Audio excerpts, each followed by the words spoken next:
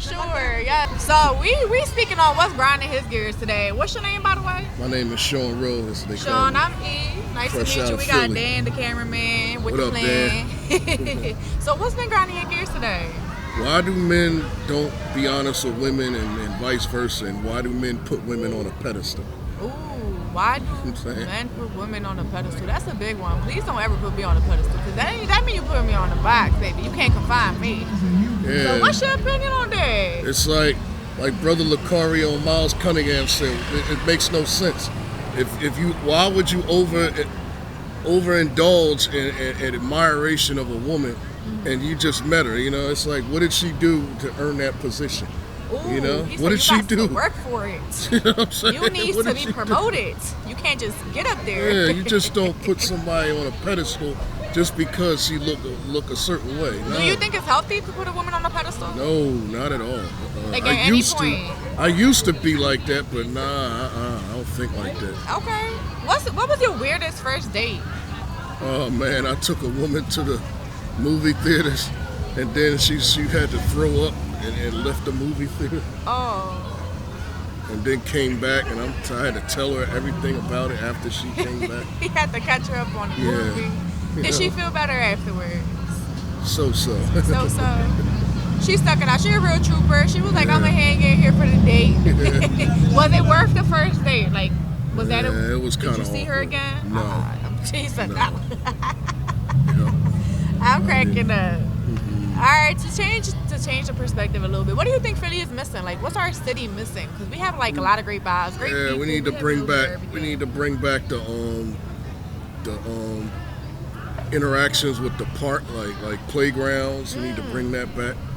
There's a lot of playgrounds is not being around no more. When I was a kid back in the '80s, there's a lot of playgrounds, and they tore them down. I agree. Do you think it's the fact that there's playgrounds? Because I mean, I still see the playgrounds, but is it like the playground specifically, or more so like the rec centers, like where you was able to go in, play ball, like meet rec people, centers, access their computers, like I think it's both, because I've seen less and less of it over the years. Since the '80s, you know. I agree. I'm real big on that. I always say like the reason why our kids get into a lot of trouble, for anybody who really cares out here, is because they don't have a place to go to. They don't have anywhere to feel safe at. If we had these rec centers open and these playgrounds and people who actually cared about these kids' well-being, they wouldn't be in so much trouble. Stop being a talker and be about the action, please. Exactly. Right? So I'm wondering, why do you think the majority of people are either happy or sad most of the time? Like, what do you think? Are people walking around sad, or are they walking around happy? And if so, why? It's a combination of both. It's a combination of both. What would you say you encounter the most? Like people who are happy? People are miserable, it seems like. You know, it's like people are lacking motivation, you know. Well, that's a big one. It's really sad out here. Why do you think people lack motivation? Because of the drama, you know, issues at home. Like I said, it could be anything. It And can be. people don't know how to handle, you know, rejection. They don't know how to handle, you know, life's problems. Right, They right. they freeze up. They freeze up. That's Too true. much. So in your opinion, do you think girls can have guy friends and vice versa? And do you think it is just like stay in that friend zone without it getting messy?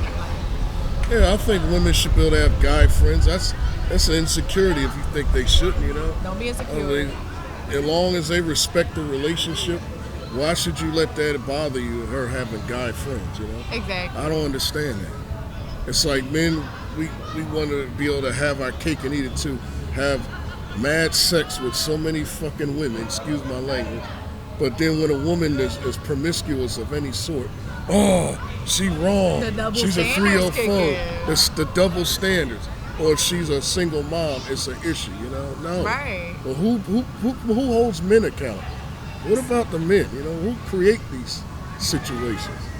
You know, it takes two to tango. You know? Accountability is big. It takes two to tango. I'm So sorry. in your experience, like, You know?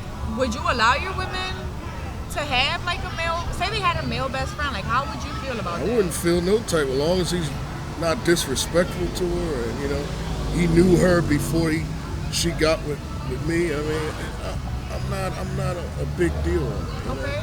And what would you consider like crossing the line as far as like having a male Like friend? if he gropes her or touches her inappropriate in front of me or try to kiss all on her, like, yo, my man, what are you doing, Have you ever been in a situation where like your woman had a male best friend or a male friend and he kind of like became a little too flirtatious or vice versa? Not yet. Not yet. But hey, if it does come, hey, I'm not upset. I wouldn't be upset as long as he's respectful to her, This is a very secure, I have no confident man. I have no insecurities at all. Now, with that being said, what is your biggest fear? Biggest fear? That's a real good question. I sometimes think my biggest fear is fear of failure. Fear of failure. Yeah. So my question for that would be, how can you be afraid of something that you haven't done before? Yeah. I really never thought of that, Right? Yeah, I mean, that's we're all guilty of having that It's a fear of guilty failure. pleasure, But you have to kind of have a conversation with yourself, like, why am I afraid of something I haven't experienced? Like, the worst that I can do is fail, and then that's just, you just found one way that didn't work, and then you can keep on going and figure it out. But I think that's how I see it. But I struggled with fear of failure for a while. Why do you think you had that fear? Yeah, like I said, it's hard to say because I gotta learn to get out of my comfort zone pretty much. I have to work on that sometimes. Get out of my comfort zone. What would be the first thing that you do that you would consider like stepping out of your comfort zone? Well, let's see. Maybe like being on this podcast. I said like being on this podcast. Yeah, I don't mind. I mean, this is something new to me. Okay. I just like to get myself out there. Stepping outside his comfort zone right now. I do rap on the side. I'm You saying you got some bars for us? No, you not gonna right spit now. something tonight? Not right now, but you can check me out on my YouTube page. Okay, where can the people find you? Well, on YouTube you can find me at SKBF16, SKBF12, and on Instagram you can find me at SKBF21. Okay, so make sure y'all follow him. He didn't want to drop any bars for me, but hopefully he spit some for y'all. Yeah. Like, I'm not jealous at all. Nope. I apologize. Don't worry about it. You good. My last question for you would be, like, would you rather be famous and broke or rich but no one thinks and cares about you? I'd rather be rich without all the fame. Rich without all the fame? Why do you think so? Because you got people all in your business. People don't know your personal life. You can move freely, Yes. Being famous is like a drug, You seen what happened with the Diddy situation. Diddy. No Diddy, he couldn't handle the fame, You have $1 billion, anything you want, but you still wasn't satisfied. You had to abuse women. Like, I don't understand that. It's like you put Cassie Ventura on a pedestal, basically. Right, but why would you prefer to like be wealthy without all of the? I just like my peace, I like to have my peace. He values peace. I like that. I'm not into the hoopla, I'm into my peace, I would have to agree with you. Like, I want to be very wealthy. Too much Nobody of to it. y'all. I agree with that. Okay, I appreciate you stopping by. Hopefully next time you see us out here, you'll spit a little something for us. Not too much, but a little something. I got you. And where can the people find you again for the ones who missed it? SKBF21 is my Instagram. My YouTube pages is SKBF16 and SKBF12. Okay, make sure y'all follow him and let him know next time he come around he needs to drop the bars because we're not cutting no slack next time. Next time, I got you. All right, it was very nice meeting you. What's your name again? Sean Rowe. Sean Rowe. Nice meeting you. Make sure y'all check Sean out on all his platforms. Thank y'all for checking in.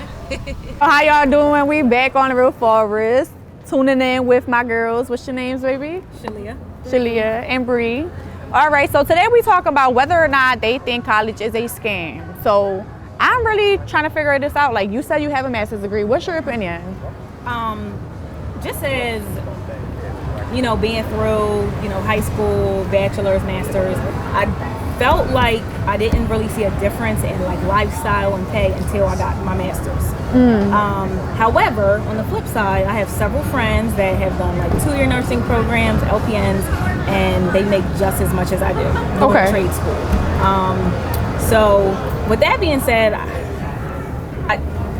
to some extent, college could be a scam just because these days, like people going to trade schools are making just as much as individuals with a bachelor's degree. Right. Every once in a while, I find myself on Indeed. They require a bachelor's, and they still want to pay you $18, $20 an hour. Like that's just It don't not make the- sense. That's not the lifestyle we living in right now. So you tell me you want me to pay, 80, 100 grand for a bachelor's, yet I'm not getting that in return when I hit the workforce. Right.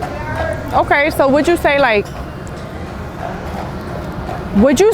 it's worth the value of a college tuition, like, versus just going into a trade school and following your passion for whatever trade or career pathway you're interested in? Just to say I have it?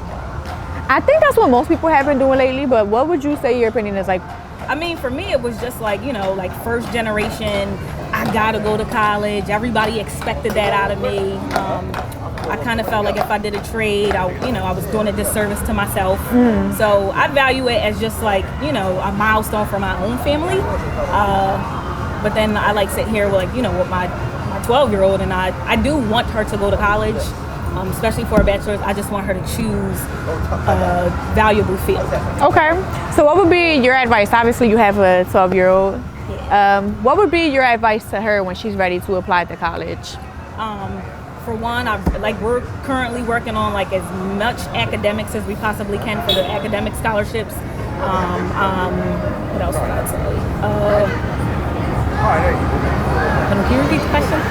What would be the advice you give to your baby when she's going into college?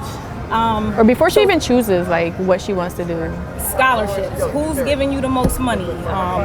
She's enjoys gymnastics, so we're pushing for the sports stuff. But let academics, it. We're gonna see you in the Olympics one day. Academics is really the pusher. Schools will give you money for having certain GPAs.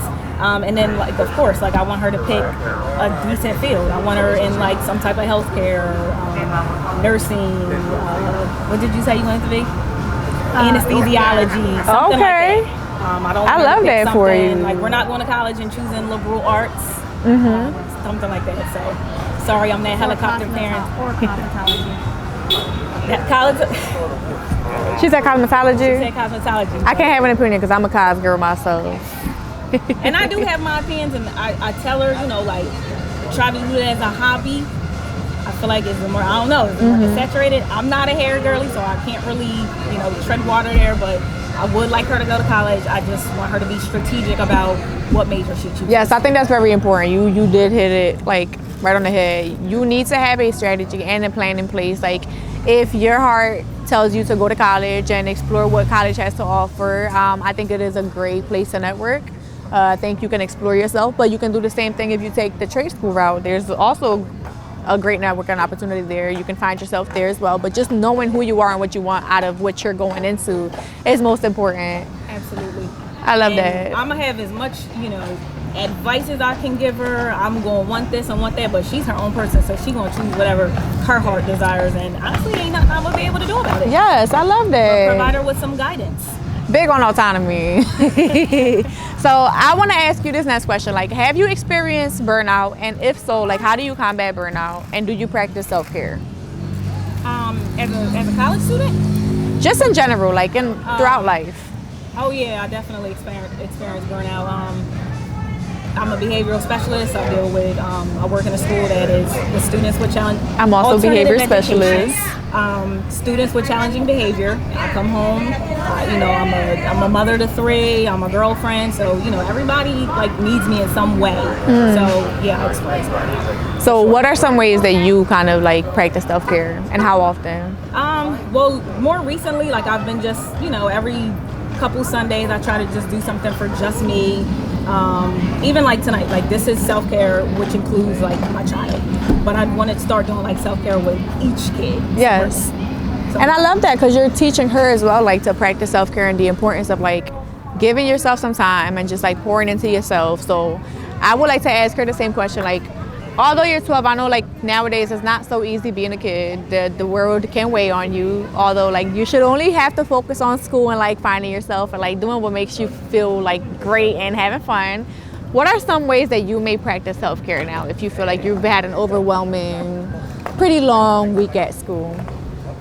Probably go to gymnastics, and because like gymnastics, like it's just I love doing it so much that it like once I hang out with my friends and stuff, it just helps me not think about if I had a bad day, and also like doing skincare and stuff. Ooh, can you tell us like a little bit about your skincare routine?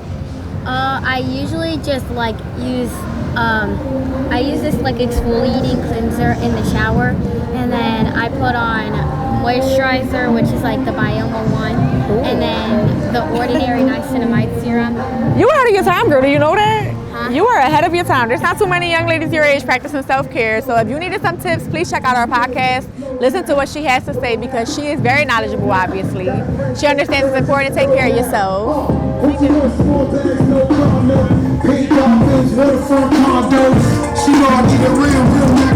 Excuse the typical Philly interruptions. You know, it's Philly. It's a vibe out here.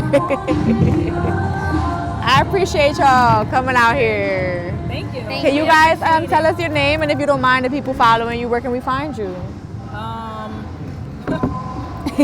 Hold on, let me look it up. I got an Instagram, but yo, I'm old. I don't hate that. I don't really be on. I'm really a Facebook girl. I usually have to ask my friends, like, yo, what's my Instagram page? I know, I gotta look at my Instagram. I don't have any social media really, but my name is Bree. Okay, don't forget Bree. We're gonna see her in the Olympics in the years to come. Oh my gosh, what is? Oh, there we go. So my Instagram is LaLaLia, LALAA_LIA.